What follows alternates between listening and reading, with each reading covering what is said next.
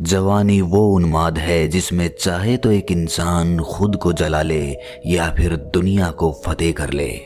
कहते हैं कि हर काम को करने की एक उम्र होती है, लेकिन जवानी वो उम्र होती है जिसमें हम कोई भी काम कर सकते हैं। इस उम्र का जोश, इस उम्र का उत्साह दूसरे लोगों से कहीं ज्यादा होता है। लेकिन जितना जरूरी शरीर का जवान होना है, उससे कहीं ज्यादा जरूरी मन का जवान होना है। अक्सर लोगों के दिल जवानी में ही बूढ़े हो जाते हैं। ऐसे लोग जीवन में कोई नया काम नहीं कर पाते, कोई नई रचना नहीं कर पाते। उनका मन हमेशा अतीत की यादों में डूबा रहता है या फिर भविष्य की कल्पनाओं में, और वो लोग वर्तमान में जीना भूल ही जाते हैं। इसीलिए शरीर का जितना जवान होना जरूरी है, उससे कहीं ज्यादा जरूरी मन का जवान होना है। बहुत बार हमने देखा होगा कि कुछ बूढ़े लोगों का दिल बुढ़ापे में भी जवान बना रहता है, और कुछ जवान लोगों का मन जवानी में ही बूढ़ा हो जाता है, थका थका सा हो जाता है। उनमें कुछ रस नहीं रहता, उनमें कुछ उमंग नहीं रहती, कुछ उत्साह नहीं रहता। जीवन के प्रति एक नई सोच, एक नया नजरिया नहीं होता, एक नयापन नहीं होता।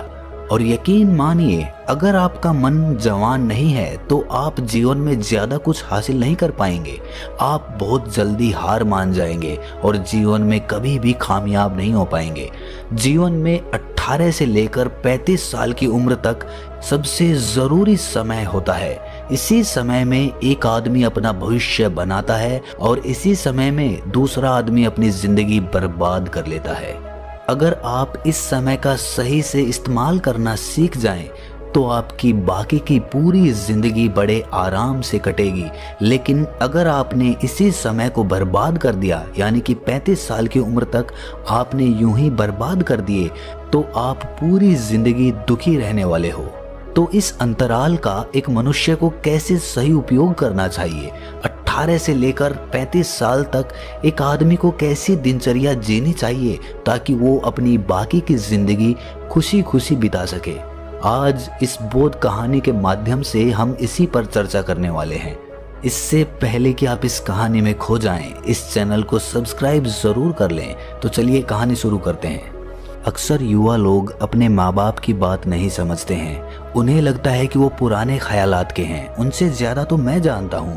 और यही अहंकार, यही घमंड रमन नाम के लड़के में पैदा हो चुका था। वो अपने पिता का इकलौता पुत्र था और अभी अभी उसने अपनी 20 वर्ष की आयु पार की थी। लेकिन इतनी कम उम्र में ही वो कुछ ऐसे लोगों की संगत में बैठने लगा था जो सिर्फ अपना समय बर्बाद करते थे।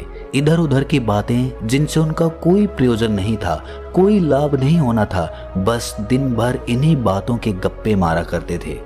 एक दिन रमन के पिता को ये बात पता चल गई और उनको अंदर ही अंदर बहुत दुख हुआ, क्योंकि वो खुद अपने जीवन में इसी चीज की वजह से नाकामयाब हुए थे और वो अपने बेटे को भी इसी रास्ते पर चलता हुआ देख अंदर से बहुत दुखी हो गए, बहुत निराश हो गए। वो सोचने लगे कि जो गलती मैं कर चुका हूँ, जो गलती मैं करके अब भुगत रहा हूँ, वही गलती मेरा खुद का बेटा कर रहा है।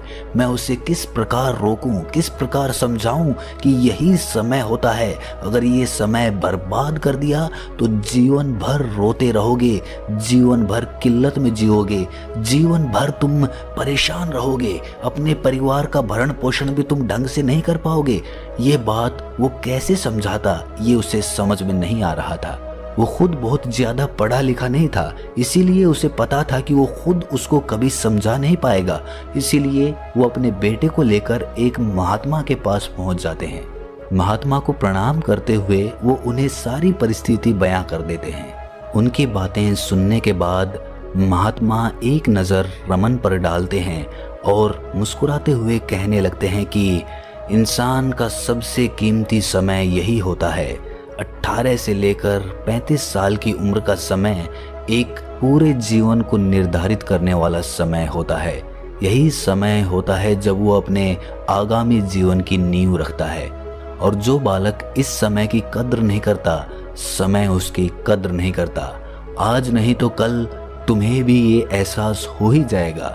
हो सकता है कि आज मेरी बातें तुम्हें समझ में ना आए, तुम्हें मेरी बातें फिजूल लगें, बचकानी लगें, लेकिन कल तुम इन्हीं बातों को याद करके रोओगे। दोस्तों के साथ घूमना, पार्टी करना, ये सब इस उम्र में ही शुरू होता है, लेकिन जो आदमी इसमें डूब जाता है वो अपना जीवन भी डुबा देता है। जब आदमी 18 वर्ष का होता है तो बुनियादी तौर पर उसमें कई सारे बदलाव आते हैं। उसमें समाज को लेके एक नजरिया पनपता है। वो देखता है कि समाज में किन लोगों को ज्यादा तवज्जो मिलती है और वो उन्हीं के जैसा बनना चाहता है। अपने आप को दूसरे से ऊंचा दिखाना, सुपीरियर दिखाना, ये आदत अभी पनपती है, इसी उम्र में पनपती है।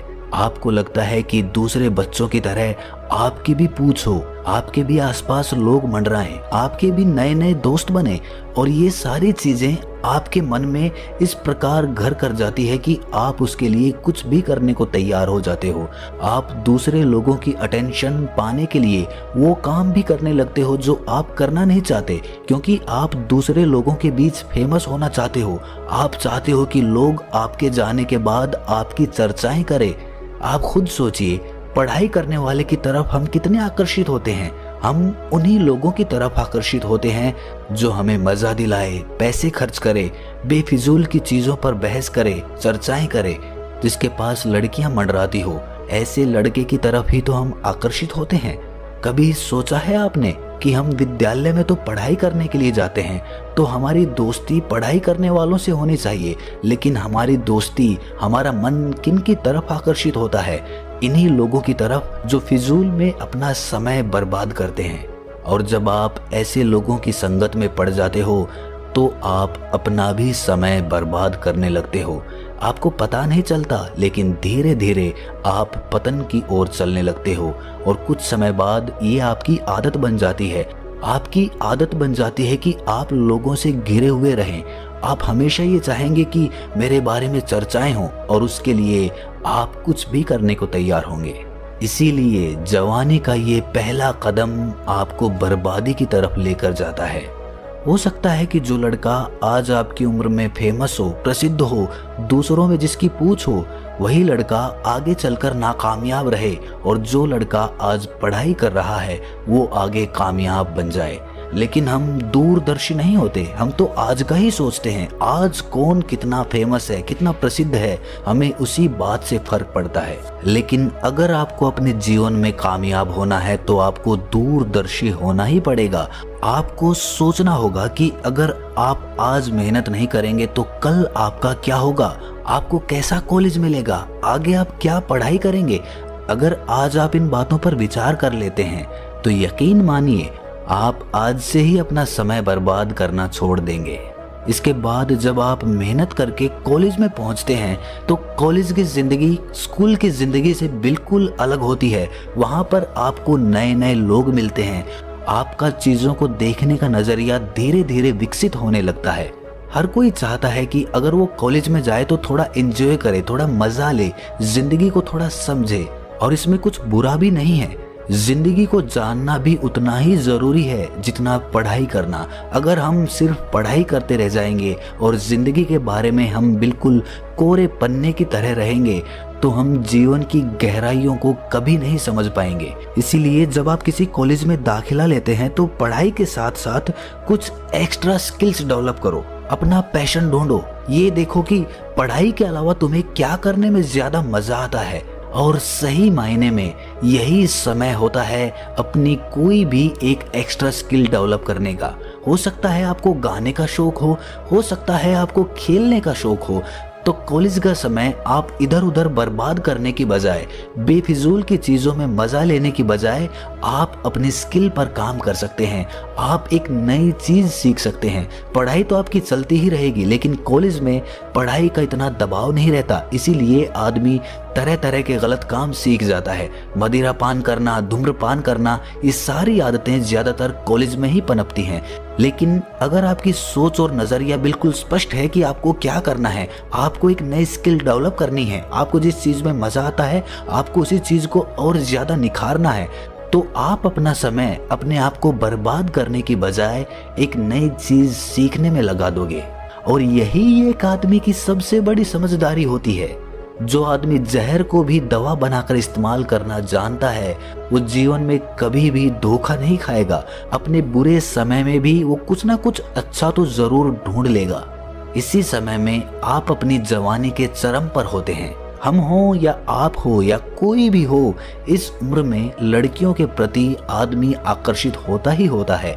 लेकिन कुछ लोग लड़कियों के पीछे इतने पागल हो जाते हैं कि वो अपने आप को ही तवज्जो देना बंद कर देते हैं। उनके पीछे चक्कर लगाना, उनके पीछे अपना समय बर्बाद करना, पैसा बर्बाद करना, ऊर्जा बर्बाद करना, ये सब एक युवा लड़का अपनी जवानी के चरम पर करता ही करता है। कुछ बिरले ही ऐसे लोग होते हैं जो इन सब चीज़ों से अपने आप को बचा कर रख पाते हैं। लेकिन यहाँ मैं उनकी बात नहीं कर रहा, मैं उनकी बात कर रहा हूँ जो लड़कियों के पीछे अपना समय बर्बाद कर देते हैं और फिर भी उनके हाथ कुछ नहीं लगता। ना तो कोई कला सीखते हैं, ना अपने पैशन को फॉलो करते हैं और अपने आप को उस लड़की के गम में धूम्रपान और मदिरापान जैसे नशे में डाल देते हैं और अपना जीवन, अपना समय पूरी तरह से बर्बाद कर लेते हैं और साथ ही बर्बाद कर लेते हैं अपनी हेल्थ। ऐसे लोग इमोशनल रूप से इतने टूट जाते हैं कि वो जिंदगी भर इस गम को सहते रहते हैं। उनके दिल में ये दर्द हमेशा के लिए समा जाता है। इसीलिए किसी भी लड़की के लिए अपना बहुत ज्यादा समय बर्बाद ना करें, उससे सीधी बात करें, स्ट्रेट फॉरवर्ड रहें, अल्फा मेल बने, जो है सामने है। अगर उसने मना किया तो आपने पीछा करना बंद कर दिया, आपने उसकी तरफ देखना तक बंद कर दिया। आप क्यों उसका पीछा करेंगे जब उसने मना कर दिया? तो सीधी सीधी बात करिए, अपना समय बर्बाद ना करिए। किसी भी व्यक्ति को इतनी ज्यादा तवज्जो मत दीजिए कि आप खुद को ही बर्बाद कर लें। लेकिन ऐसा होता उन्हीं लोगों के साथ है जो अपने अंदर कोई नई स्किल डेवलप नहीं कर रहे हैं, अपने पैशन को फॉलो नहीं कर रहे हैं। और ऐसे लोग जो अपने पैशन को या अपनी स्किल को फॉलो कर रहे होते हैं, उनके पास प्यार की कोई कमी नहीं रहती। लड़कियां अपने आप उनकी तरफ आकर्षित हो जाती हैं। तो आपको क्या बनना है? आपको उनके पीछे भागना है या आप चाहते हैं कि वो आपके पीछे आए? ये आप पर निर्भर करता है और रास्ता मैंने आपको साफ साफ बता दिया है। और लड़कियों के मामले में भी ये बात लागू होती है। आप तरह तरह के फैशन करके लोगों को लुभाना चाहती हैं, लड़कों को लुभाना चाहती हैं। आप चाहती हैं कि लड़के आपके पीछे पीछे चक्कर काटें और आपको पता ही नहीं होता कि इन सब चीज़ों से कुछ भी हासिल नहीं होगा। आपको क्या मिलेगा ये सब करके? आप क्या कॉलेज में फेमस हो जाओगे? क्या सब आपको जानने लग जाएंगे कि वाह वो तो सबसे खूबसूरत लड़की है? लेकिन उससे हासिल क्या होगा? आपका फायदा क्या होगा? इसीलिए अपने आप को इन बेकार की चीज़ों में ना फंसाएं। अपने आप को किसी ऐसी चीज में व्यस्त कर दें जिसको करने में आपको मजा आता है, जो आपका पैशन है।